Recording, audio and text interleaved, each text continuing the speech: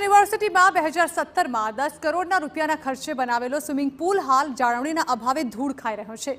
આંતરરાષ્ટ્રીય ધારા ધોરણને ધ્યાનમાં રાખીને બનાવેલો આ સ્વિમિંગ પુલ યુનિવર્સિટી માટે સફેદ હાથી સમાન સાબિત થયો છે, કારણ કે સ્વિમિંગ પુલ છેલ્લા 11 મહિનાથી બંધ છે। પુલની જાળવણી માટે મહિને 35 લાખ રૂપિયાનો ખર્ચ આવતો હતો અને સામે સ્વિમિંગ પુલનો એટલો ઉપયોગ પણ થતો હતો નહીં, જેના કારણે કરોડો રૂપિયાનો આ પ્રોજેક્ટ યુનિવર્સિટીએ પડતો મૂકી દીધો છે।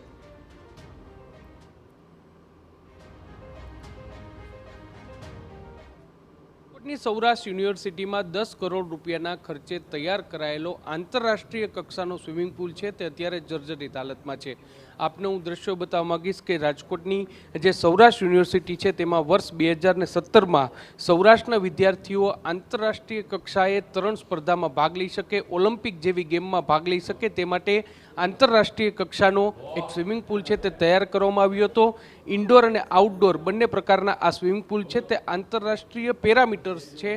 તેને ધ્યાને રાખીને તૈયાર કરવામાં આવ્યો હતો, પરંતુ છેલ્લા 10 મહિનાથી પણ વધારે સમયથી આ જે સ્વિમિંગ પુલ છે તે ધૂળ ખાઈ રહ્યા છે। સૌથી મહત્વની વાત છે કે સૌરાષ્ટ્ર યુનિવર્સિટીના સત્તાધીશો છે તેમના દ્વારા જે તે સમયે 10 કરોડ રૂપિયાના ખર્ચ છે તે કરવામાં આવ્યો હતો ને આ આંતરરાષ્ટ્રીય કક્ષાનું ગ્રાઉન્ડ છે તે તૈયાર કરવામાં આવ્યું હતું, જેમાં કુલ જે આઉટડોરમાં 28 લાખ લીટર પાણી છે તેનું સમાય તેટલી જે વ્યવસ્થા છે તે કરવામાં આવી છે। આ ઉપરાંત જે ઇન્ડોર છે તેમાં 7 લાખ લીટર પાણી છે તે રહી શકે અને તે પ્રકારનું જે આંતરરાષ્ટ્રીય કક્ષા મેન્ટેન થઈ તે પ્રકારની વ્યવસ્થાઓ છે તે કરવામાં આવી હતી, પરંતુ જે સત્તાધીશોની અણઆવડત અને સાથે સાથે તેમની યોગ્ય વ્યવસ્થા ન હોવાને કારણે અત્યારે આ સ્વિમિંગ પુલ છે તે જર્જરિત હાલતમાં છે, ધૂળ ખાઈ રહ્યો છે। દર વર્ષે 35 લાખ રૂપિયાનું મેન્ટેનન્સ છે તે આ સ્વિમિંગ પુલ પાછળ થઈ રહ્યું છે, પરંતુ તેની સામે તેનો જે યોગ્ય રીતે વપરાશ થવો જોઈએ તે વપરાશ થતો નથી અને તેને કારણે જ આ સ્વિમિંગ પુલ છે તે અત્યારે જર્જરિત હાલતમાં છે। સત્તાધીશોના ધ્યાને હવે રહીને આ વાત યાદ આવી છે ને તેના કારણે જ હવે અત્યારે આ સ્વિમિંગ પુલ છે તેની સાફ સફાઈ કરવાની તૈયારીઓ છે તે કરવામાં આવી છે, પરંતુ જે હેતુથી આ સ્વિમિંગ પુલ તૈયાર કરવામાં આવ્યો હતો તે હેતુ ક્યાંક સચવાયો નથી અને તેને કારણે જ અત્યારે જે કરોડો રૂપિયાના ખર્ચે તૈયાર કરાયેલું આખો જે આંતરરાષ્ટ્રીય કક્ષાનો સ્વિમિંગ પુલ છે તે અત્યારે ધૂળ ખાઈ રહ્યો છે, જર્જરિત હાલતમાં છે। તમને હું આ દ્રશ્યો બતાવવા માંગીશ। તમે જુઓ કે એક તરફ જે દેશમાં જે ઓલિમ્પિકની તૈયારીઓ છે તે થઈ રહી છે ને તેને કારણે જ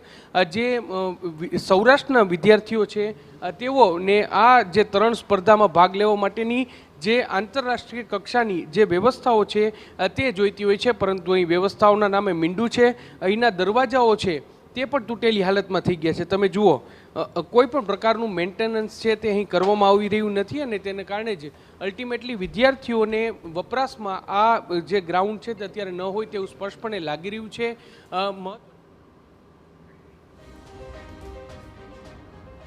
તો એક તરફ જ્યાં યુનિવર્સિટીએ પ્રોજેક્ટ પડતો મૂક્યો છે ત્યાં બીજી તરફ હવે સફેદ હાથી જેવી પરિસ્થિતિ ઊભી થઈ છે। આ પુલ જે છે તેને મેન્ટેન કરવો પણ ખૂબ જ અઘરો પડી રહ્યો છે, તો બીજી તરફ જો તેને મેન્ટેન કરવામાં આવે તો દર મહિને 35 લાખ જેટલો મોટો ખર્ચ થાય તેમ છે। સ્વિમિંગ પુલમાં સુવિધાઓને જાળવી રાખવામાં સૌરાષ્ટ્ર યુનિવર્સિટીના સત્તાધીશો ઊણા ઉતર્યા હોય તેવું સ્પષ્ટ દેખાઈ રહ્યું છે। કરોડોના ખર્ચે તૈયાર કરાયેલી આ સુવિધાનો યોગ્ય ઉપયોગ ન થતાં તે વેડફાઈ રહી છે અને વિદ્યાર્થીઓ તેમજ રમતવીરોને તેનો લાભ નથી મળી રહ્યો।